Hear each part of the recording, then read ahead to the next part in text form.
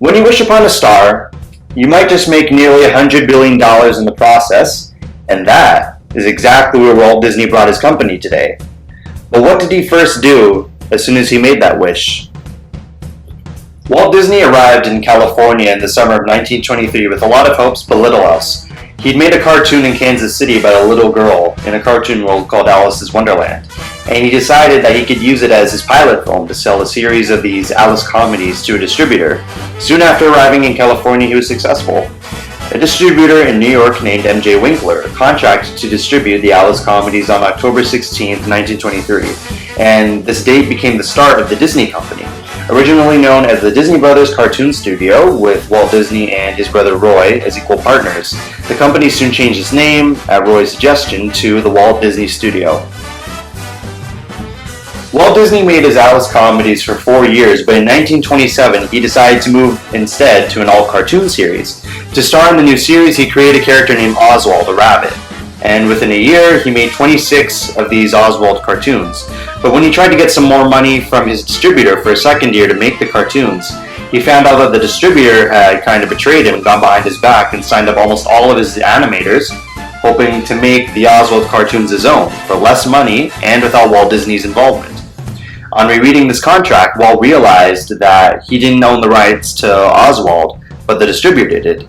So it was a real painful lesson for him to learn, and from then on he saw to it that he owned everything that he made.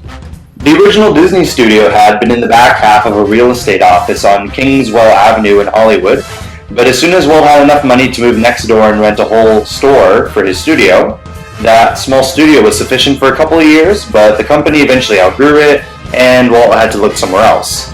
He found an ideal piece of property on Hyperion Avenue in Hollywood. He built a studio there, and in 1926 he moved all of his new staff over there. It was at the Hyperion studio, after the loss of Oswald, that Walt had to come up with a new character, and that character was Mickey Mouse. With his chief animator, Ub Iwerks, Walt designed the famous mouse and gave him a personality that endeared him to everybody. Ub animated 2 Mickey Mouse cartoons, but Walt wasn't able to sell them because they were silent films, and sound, the new technology, was revolutionizing the movie industry. So they had to make a 3rd Mickey Mouse cartoon, this time fully synchronized with sound, and Steamboat Willie was open to rave reviews at the Colony Theater in New York on November 18, 1928. A cartoon star, Mickey Mouse, was officially born.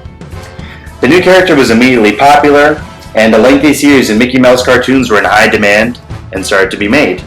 Not one to rest on his laurels, Walt Disney soon produced another series, The Silly Symphonies, to go with the Mickey series. It featured different casts of characters in each film and enabled animators to experiment with stories that relied less on gags and the quick humor of the Mickey cartoons and more on mood, emotion, and musical themes. Eventually, the Silly Symphonies turned into the training ground for all Disney artists as they prepared for the advent of all animated feature films, Flowers and Trees.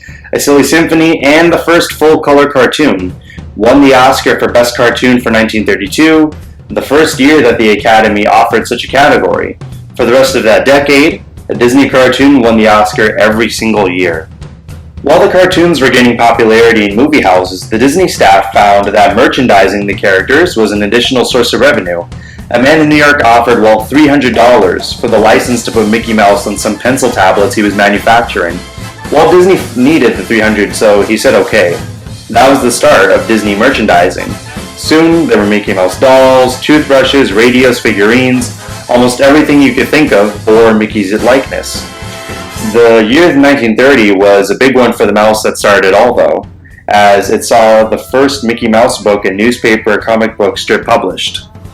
One night in 1934, Walt informed his animators that they were going to be making an animated feature film, and then he told them the story of Snow White.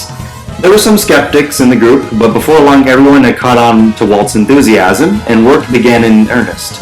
It took 3 years, but the landmark film debuted on December 21st, 1937, and became a spectacular hit. Snow White soon became the highest-grossing film of all time, a record it held until it was surpassed by Gone with the Wind. Now Walt's studio had firmer footing. The short cartoons paid the bills, but Walt knew that future profits would come from feature films. Work immediately began on new feature films, but just as things looked pink and rosy, along came the Second World War.